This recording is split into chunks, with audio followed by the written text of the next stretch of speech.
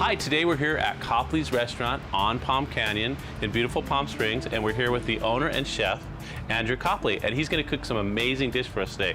How's it going, Andrew? Good Good morning. to meet you. Yeah, welcome. Thanks for having us in. We're cooking al fresco, so to speak. Al fresco style today in our new outside patio dining area. Yeah. It's awesome here. Good. You guys got to get a chance to get here. The vibe and the feel is amazing.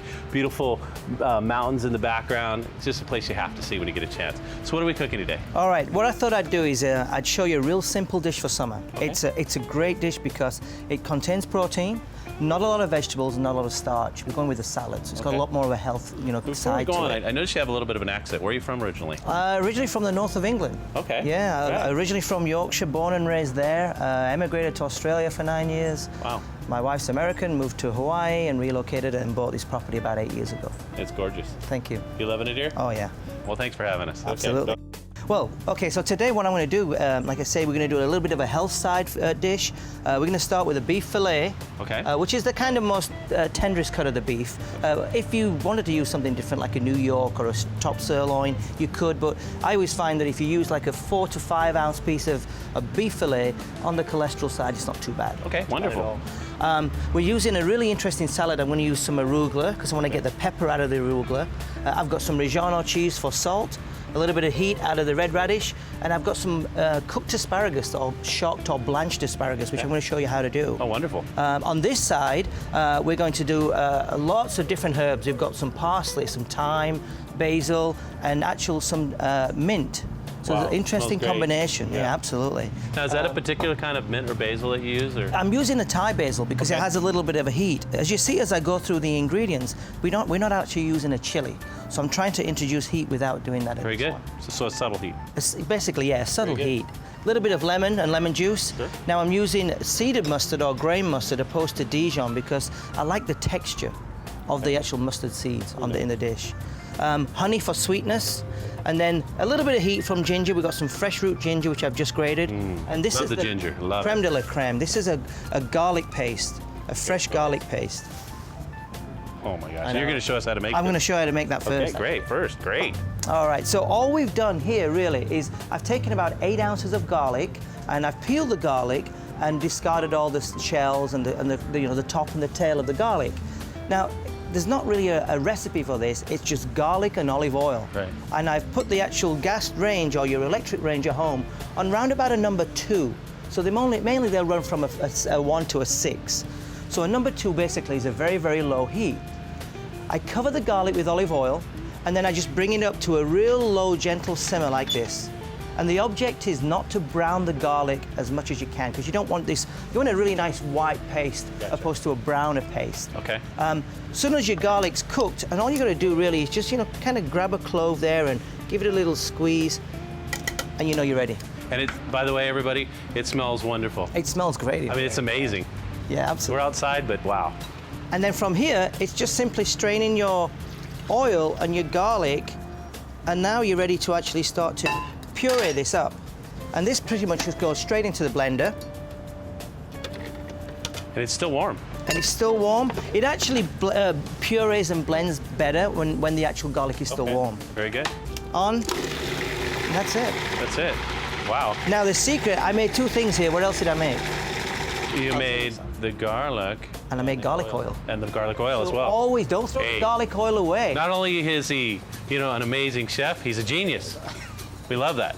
But yeah, seriously, don't always take the garlic away because I'd refrigerate this because you put a little bit of moisture in there from the water content from the garlic, but certainly great for stir fries, just a simple balsamic vinaigrette. So you got garlic. People take actually a piece of bread and just dip it in there. Absolutely, cool that down. Mind-blowing. Yeah, absolutely. Okay. So that's one of our prep areas. What we'd start off first. Okay. And if you put that in an airtight container, you've got about 4 or 5 days of fresh garlic to use on a daily basis.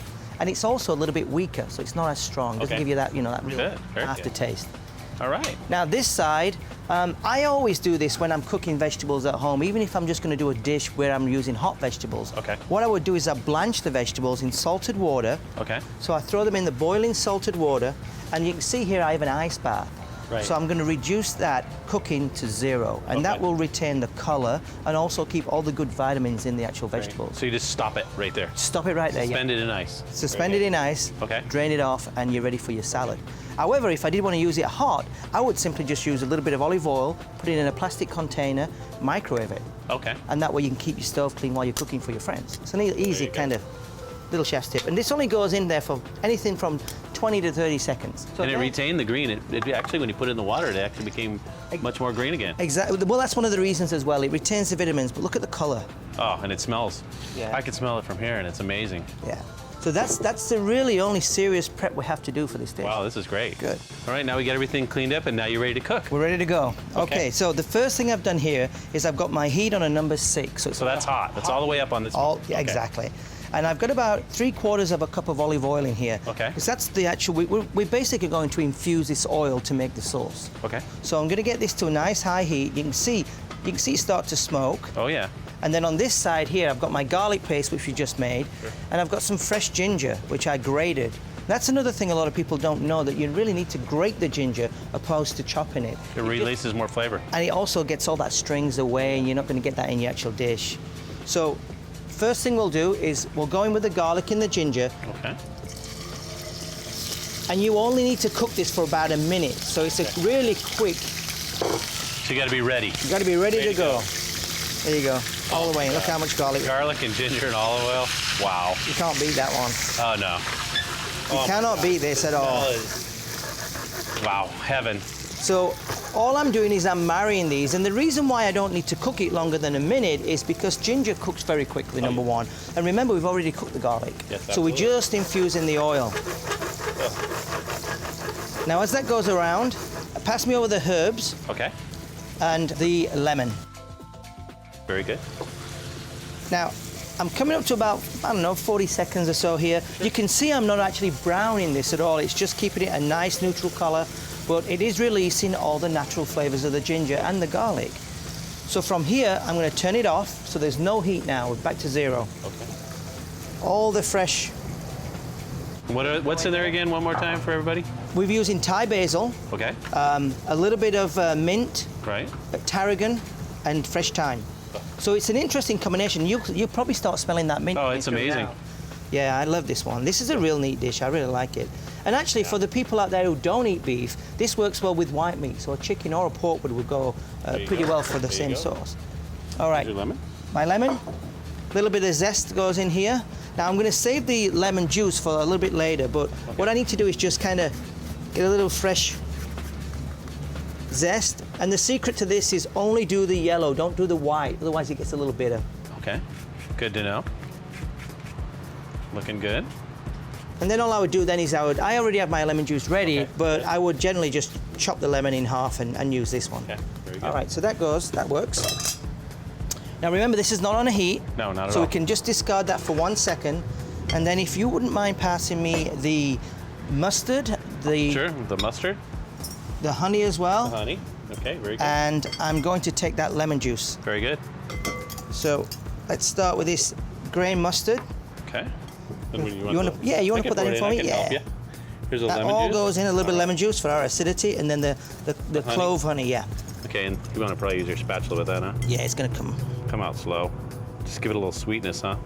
It basically sweetens up this dish, and all right. Smells wonderful as well. So that's simply the marinade. I'm just going to give it a little salt and pepper now. Okay. A little coarse salt there, huh? Yep. And then we grind our fresh pepper here in the mornings. Get them ready for the day. Wonderful. And then in goes. Oh my goodness! So you put them together. Wow. You marry them all together. This is going to be amazing. Now, you can make this on the day. If you were doing this for a dinner party at home, a bunch of friends coming over. So my suggestion is I would make my garlic on the Friday, make my marinade on the Friday, and I'm set to go for Saturday for my dinner party. Wonderful. Okay, good. Sounds like a great plan.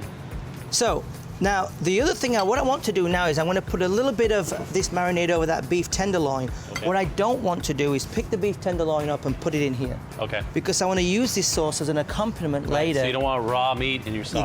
You got it. Okay. Now, the other thing I always do, I try and teach when I do any kind of demonstrations, is when you do marinade meat or fish, or any kind of protein, always put a little bit of marinade on the bottom first. Okay. That way you don't really have to be turning and moving around the meat or the fish or the chicken. Good idea. And it gets a little bit all over. Now, I don't actually cover it or submerge it completely because as we cook this, we're going to baste it a little bit anyway. Okay.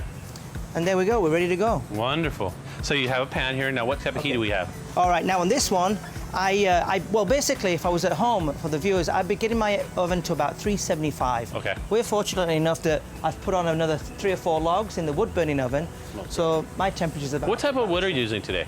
This is a hickory wood. Okay, hickory. Hickory hardwood, double split. Smells great. Yeah, it gives it, it's a moist wood, so it really moistens the food as we cook our dinners in there. I'm so lucky today. I love this. Okay, go ahead. All right, so I've got this on a high heat, because what I'm going to do now is just sear the beef. Okay. Little olive oil. A little bit of olive oil. Going to run that round, not too much. Okay. Take my tongs, and then we're just going to, you can feel the heat in there, just sear that. Oh, yeah. Maybe a little bit more olive oil just on top.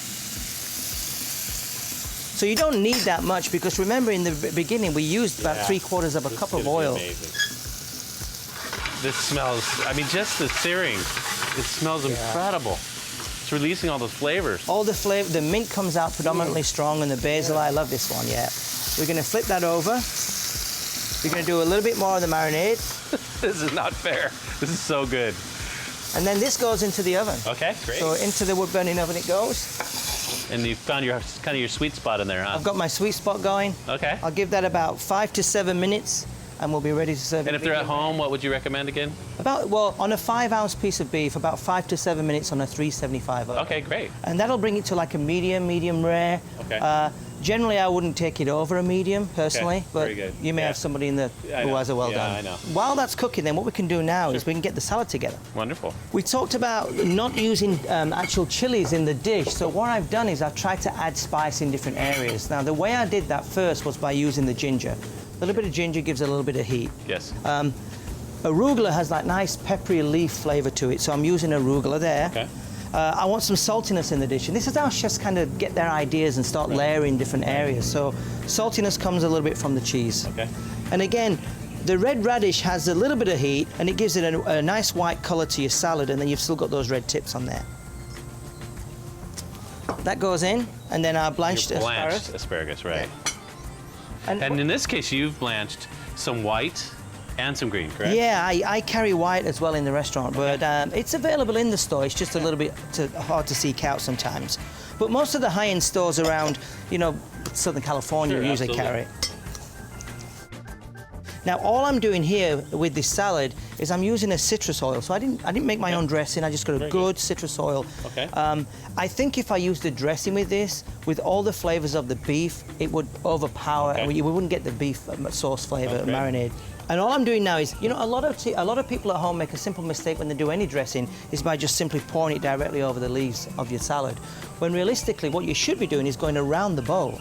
Okay. So you go around your bowl, and what that does, it helps you to coat the lettuce leaves, and then and also kind of gives a little bit more air to the salad. It aerates the salad. Okay. Yeah, it's well coated with just a small amount. Because you don't need that much. This citrus oil is pretty strong anyway. And it smells wonderful. Yeah. Okay, now that the salad's prepared, you're going to go ahead and plate it. Yeah, exactly. So we've done our little dressing around the side of the bowl. So all I'm going to do is I'm going to take a little. I'm using white plates. Chefs tend to use pure white in their kind of cooking, pure and simply because you want to try and highlight the colors of your dishes, what you put together. Okay. All right. So like I said before, we never put the beef in here. So now, if I wanted to, I could serve this separately in a little ramekin, or if I want to do a little garnish on the plate, I could just kind of run a little like this. Sure. And doing it on the plate enables your guests, when they cut into the beef, if they're loving the sauce, they've got a little dip there too. Absolutely. And it also goes with the salad too. Yeah, exactly. Looking good. Let's take a look at the beef. All right, very good. Wow, it's gorgeous. And then that just sits on there, medium rare. Oh my gosh. Well, Andrew, this looks gorgeous. And now, my favorite part, so I get to try this wonderful dish. I'm gonna try a little of the salad first with the citrus oil. Get some everything, a little everything here. Get a little asparagus. I actually got some of the white. You got the white one, yeah. Try it out.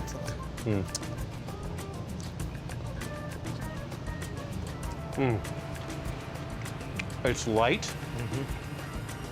It's got a light lemon taste to it. Yeah. And the asparagus is perfect. Yeah. And then the radish, it doesn't overpower it. No. And I got a little cheese for the salt. Yeah. Great combo. And now, of course, for the beef. The beef. I mean, I was dreaming about this. Oh, look at that. Oh, perfect. That's actually medium rare. Yeah. Perfect medium rare here. I'm gonna dip in a little extra sauce. And then, here we go. Wow.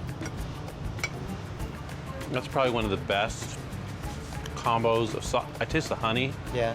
I taste the herbs. The garlic's not overpowering at all. No. When that process we use, It's almost actually, sweet. Yeah. It weakens the garlic and sweetens it up. Oh my gosh, it's amazing. Well, thanks so much, Andrew, for having Pleasure. us. Absolutely. Copley's Palm Canyon in Palm Springs. Downtown Palm Springs. It's the place to be. Absolutely. Variety of dishes. I mean, you do it all. You have some very creative dishes. Yeah, absolutely. And until next time, everybody, just remember to enjoy.